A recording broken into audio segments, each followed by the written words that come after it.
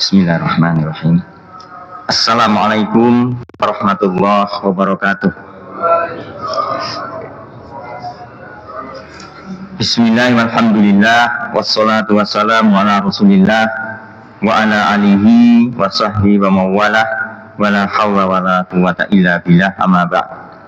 Bapak Ibu jamaah salat sebuah rahimakumullah, kita lanjutkan penyampaian tentang amalan-amalan yang ringan, amalan-amalan yang mudah, yang oleh Allah dijanjikan pahala yang luar biasa, yaitu dibangunkan rumah atau istana atau tempat singgah di surga. Sudah saya sampaikan dua amalan. Yang pertama dulu adalah membaca surah Al-Ikhlas 10 kali, maka Allah akan bangunkan istana di surga.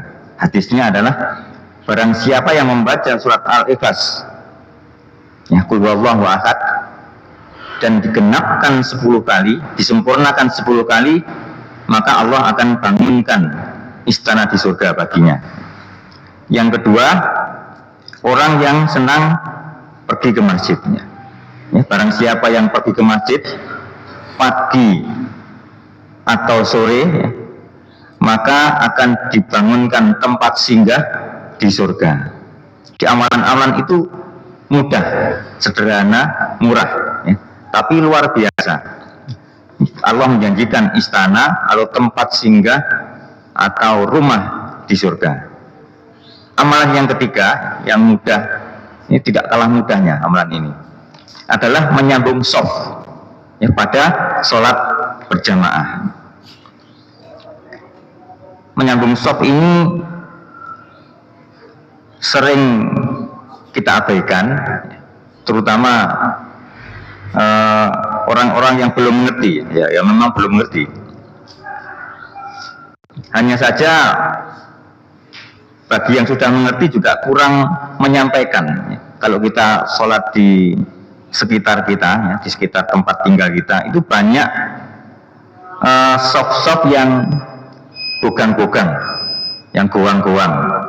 Nah, itu imamnya tidak mengingatkan, ya, makmumnya juga tidak ada niat untuk merapatkan.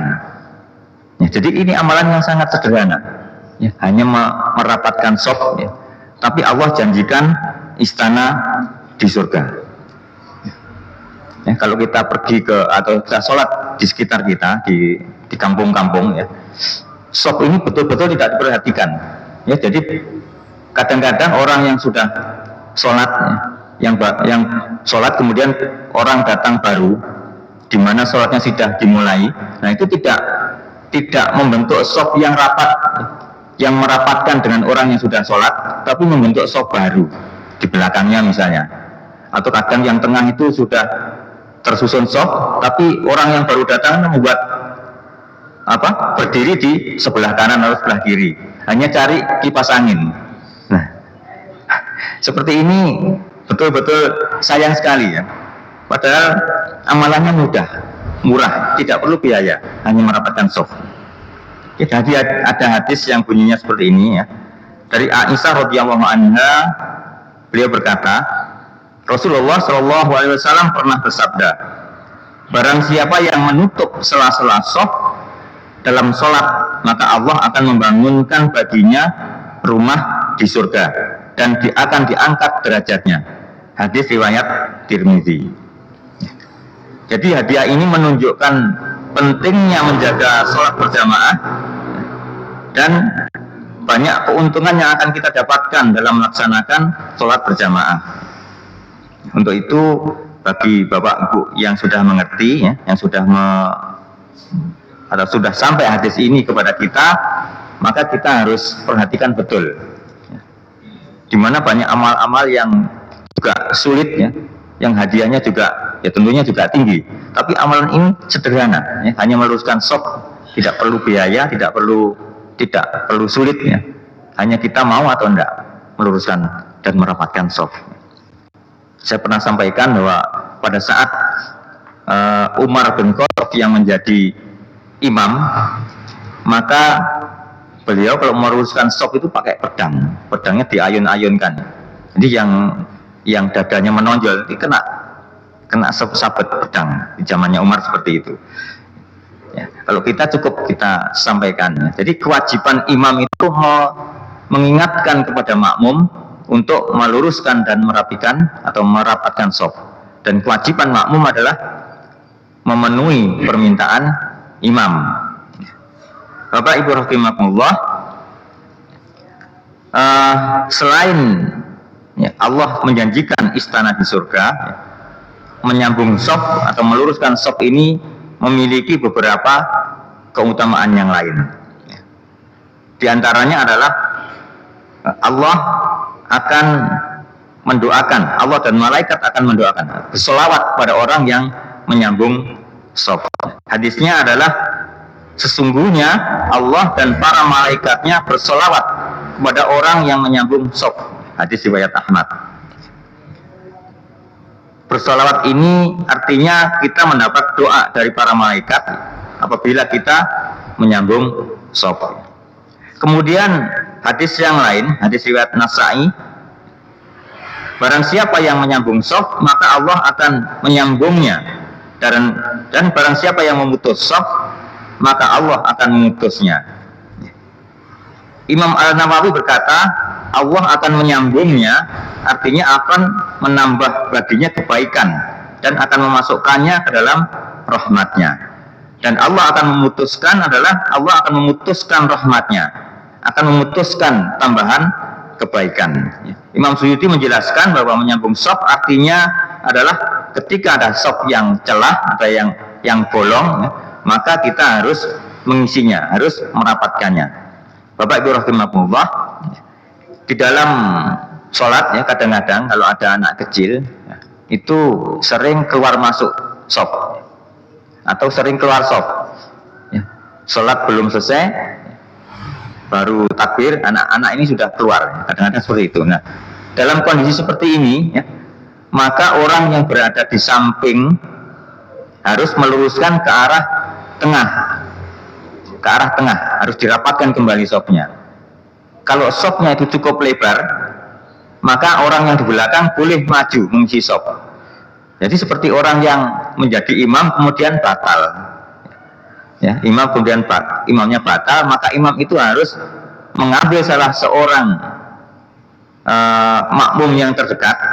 Ya, kalau imamnya tahu, maka harus diambil orang yang persyaratan imam itu seperti apa. Ya, paling tidak yang paling dekat dengannya ya, untuk dibimbing menggantikan. Nah, shaf yang kosong itu harus diisi orang sebelahnya, sebelah kiri kanannya atau orang di belakangnya. Jadi kita harus maju. Keutamaan yang lain adalah mendapatkan pahala yang besar. Nah, ini sesuai dengan hadis riwayat Basar. Tidak ada suatu langkah yang lebih mulia pahalanya dari langkah seseorang yang berjalan untuk mengisi shaf yang kosong. Bapak Ibu rahimakumullah, di dalam sholat berjamaah, ya, kebetulan masjid kita ini ada tiang. Tiang ini memutus shaf. Ya. Jadi kalau dalam hal sholat berjamaah, kalau ada tiang, maka antar tiang itu tidak boleh ada shaf, ya, karena shafnya terputus. Jadi tiang itu harus dihindari. Jadi di depan tiang atau di belakang sekalian, sehingga yang di tengah-tengah tiang itu tidak ada shaf, ya, shafnya tidak terputus. Di depannya sedikit atau di belakangnya. Ini shafnya mestinya seperti itu. Ya. Karena kalau ada tiang itu memutus shaf namanya. Nah, kebetulan masjid kita ada tiang di tengah masjid.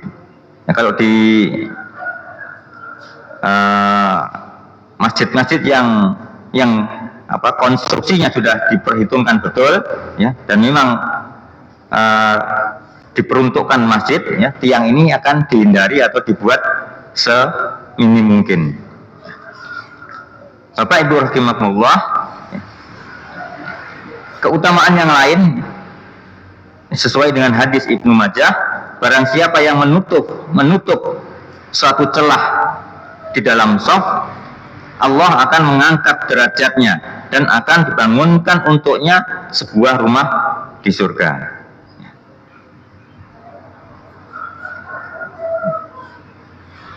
Jadi masih ada kebaikan-kebaikan atau keutamaan-keutamaan yang lain. Antara lain adalah menjadi perhatian para sahabat. Ini para sahabat Rasul dulu kalau sudah sholat dimulai, kemudian imam menyampaikan supaya shaf dirapikan, jadi shafnya akan betul-betul padat dan rapi.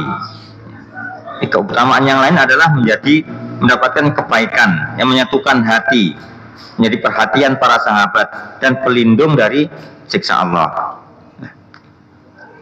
Bapak Ibu rahimakumullah, demikian satu amalan lagi ya yang disampaikan, amalan yang mudah, amalan yang sederhana, tapi pahalanya, janji pahalanya luar biasa. Jadi 3 ya, 1 membaca surat Al-Ikhlas 10 kali, kemudian yang kedua orang yang senang pergi ke masjid, kita tata hati supaya senang pergi ke masjid untuk beribadah ya. Jadi pergi ke masjidnya untuk beribadah, bukan untuk bertamasya ya. Sekarang ada masjid-masjid yang baik, yang indah ya, orang yang ke sana tujuannya adalah tamasya. Jadi itu tidak termasuk hadis ini. Orang yang suka pergi ke masjid untuk beribadah, yang akan dibangunkan tempat singgah di surga. Nah, yang ketiga adalah orang yang mengisi shaf, meluruskan shaf dan merapatkan shaf. Demikian, mudah-mudahan bermanfaat. Kurang lebihnya mohon maaf. Insya Allah pada pertemuan yang akan datang masih ada beberapa amalan sederhana yang hadiahnya adalah dibangunkan rumah di surga. Kurang lebihnya mohon maaf. Assalamualaikum warahmatullahi wabarakatuh.